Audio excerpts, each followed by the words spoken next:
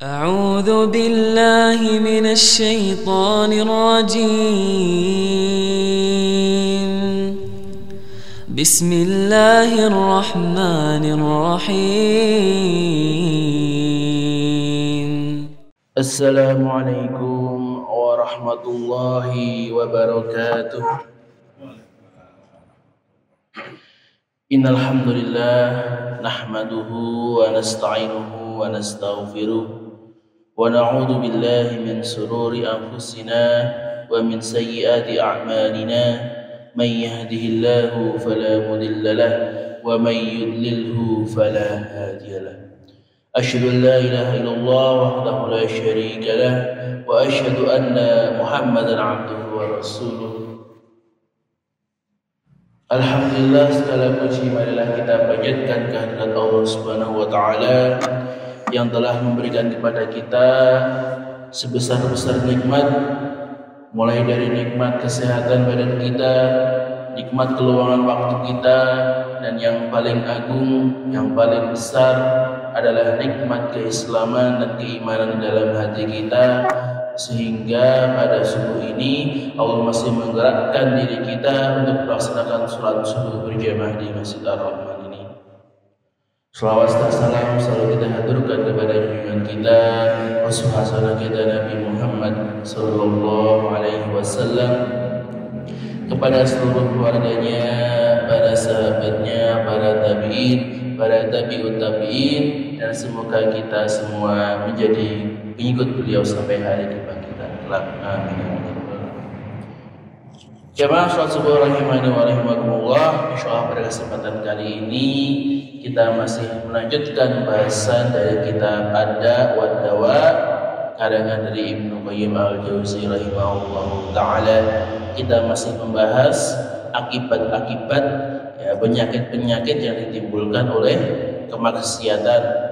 Kita masuk ke akibat yang nomor 32, yaitu maksiat akan membutakan pandangan hati.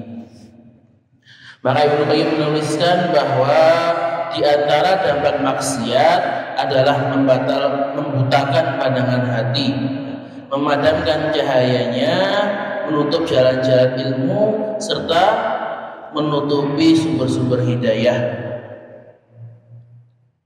Seperti perkataan Imam Syafi'i ketika mengadu kepada gurunya, syagautu ila waqi' su'a hifdi, bahwa Imam Syafi'i itu mengadu kepada Waqi' itu gurunya Imam Syafi'i, bahwa beliau itu kesulitan menghafal. Fa arsyadani ila tarkil ma'asi, maka dia menasihatiku untuk meninggalkan kemaksiatan.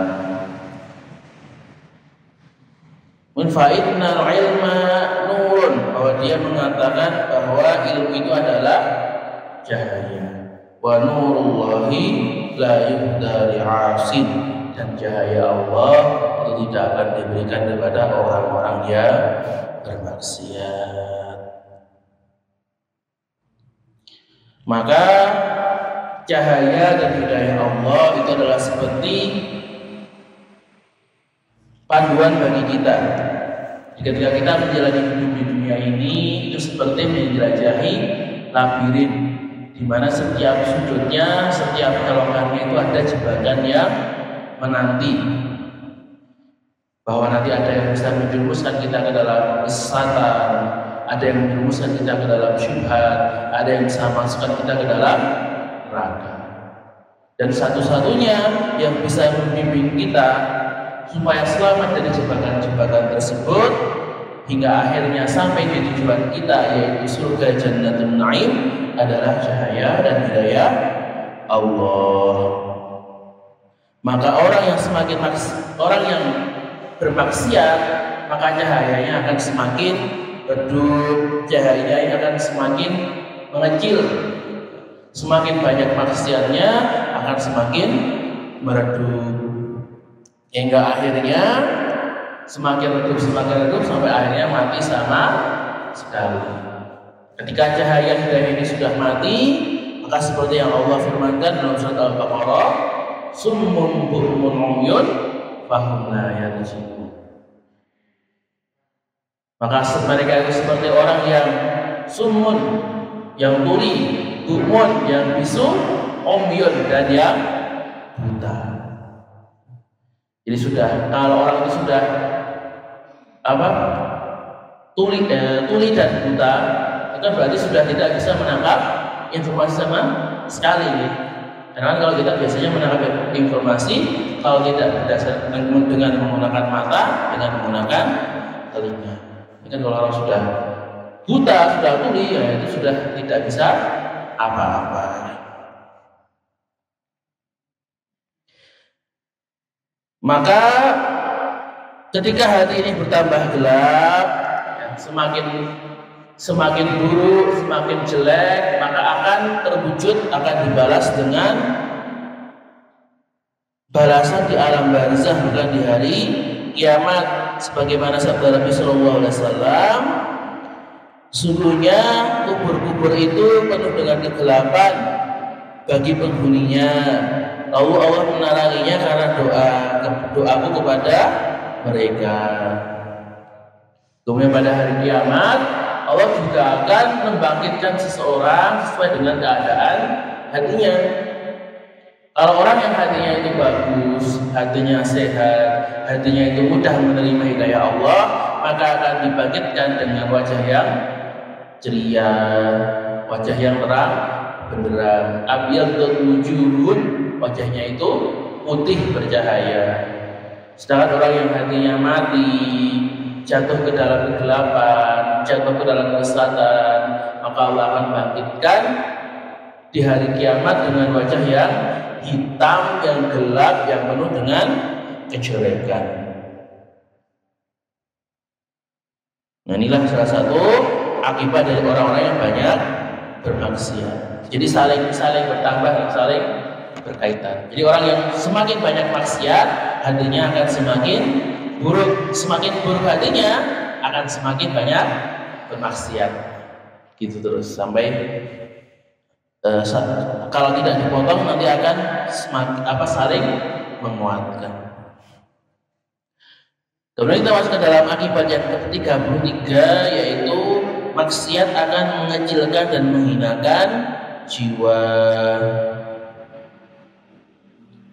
Maka di antara dampak maksiat adalah mengecilkan, merendahkan, mengotori sehingga menghinakan jiwa.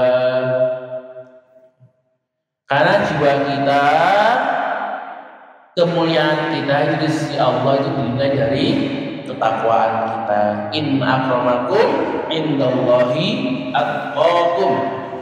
Bahwa yang paling mulia di antara kita adalah yang paling bertakwa. Semakin dia bertakwa, semakin dia beramal soleh, maka jiwanya akan semakin mulia di sisi Allah. Tapi semakin kebalikannya juga sama. Semakin banyak dia bermaksiat, semakin jatuh ketakwaannya, maka derajatnya juga akan semakin rendah. Bukan Allah mengatakan bahwa mereka seperti binatang ternak, balhum adol, bahkan lebih sesat, lebih rendah. Allah juga berfirman dalam surat Asy-Syams, qad aflaha man zakkaha. Sungguh beruntunglah orang yang mensucikan jiwa itu. Ya, qad aflaha. Kalau Allah mengatakan aflaha, ya, berarti aflaha itu adalah sukses. Sukses yang tidak ada lagi kerugian setelahnya. Maksudnya adalah berarti nanti di akhirat akan masuk ke dalam surga. Maka orang yang menyucikan jiwanya, menyucikannya dengan apa? Ya, dengan amalan-amalan soleh, menjauhi maksiat, menaati perintah Allah.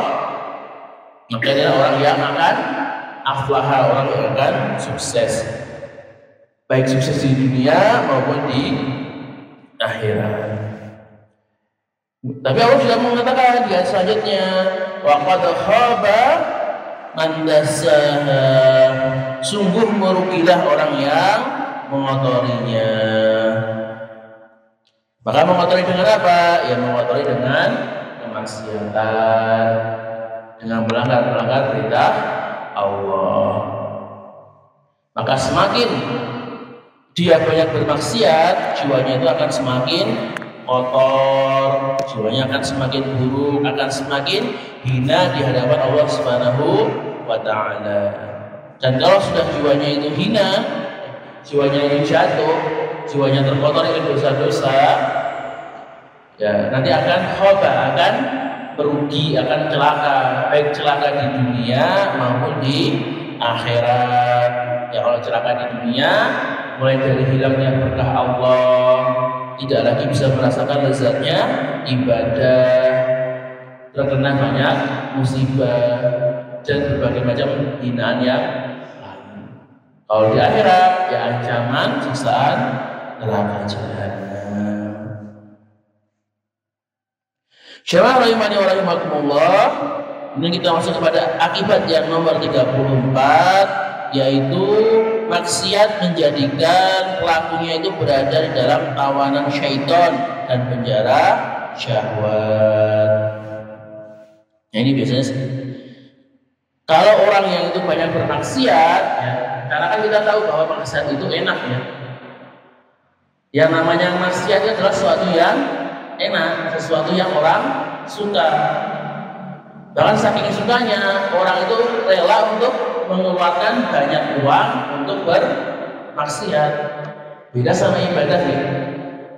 Kalau maksiat saja orang itu rela mengeluarkan ibadah, rela mengeluarkan uang. Kalau untuk ibadah, jangankan mengeluarkan uang ya, dikasih gratisan saja kadang tidak mau. Bahkan tidak hanya gratis, dikasih bonus, dikasih snack, dikasih makanan. Kita lihat misalkan kalau konser dipakai konser yang menampakkan aurat, dangdutan yang goyangannya tidak senonoh, itu kan bayar tiket sampai ratusan ribu, bahkan ada yang sampai jutaan, itu orang rela, bahkan sampai membludak ya, sampai 1.000, 2.000, 5.000 orang itu hadir semua. Tapi kalau untuk ngaji misalkan, untuk kajian rutin ya sudah gratis, dikasih snack, tinggal duduk manis, tidak banyak mengeluarkan tenaga, tapi yang datang juga tidak seberapa. Ini karena memang sifatnya maksiat itu menarik, enak untuk dilakukan. Dan ketika orang sudah jatuh kepada kemaksiatan, biasanya itu akan menjadi ketagihan, tidak bisa lepas dari maksiat tersebut. Dan kalau sudah ketagihan, maka dia seperti terikat dengan syahwatnya, dipenjara oleh syaitan dengan hawa nafsunya. Dan kalau orang sudah terikat, yang sudah terpenjara dengan nafsunya, maka bagaimana mungkin dia akan bisa meraih cahaya Allah? Bagaimana mungkin akan menuju Allah dan negeri akhirat? Maka kalau sudah seperti ini, yang sudah jatuh kepada kemaksiatan, sudah terperangkap dengan penjara hawa nafsu, itu berarti sudah sangat rugi, ya sudah sangat celaka. Maka kita harus berhati-hati dengan jebakan syaitan yang seperti ini. Karena syaitan itu sudah berjanji kepada Allah. Iblis itu sudah bersumpah kepada Allah.